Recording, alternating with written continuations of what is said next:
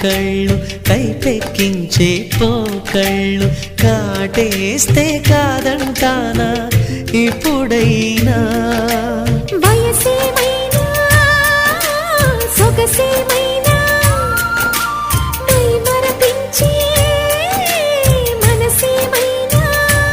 నవ్వు నవరాత్రి నీ కోసం తీసుకువస్తున్నా మైనా ఏమైనావే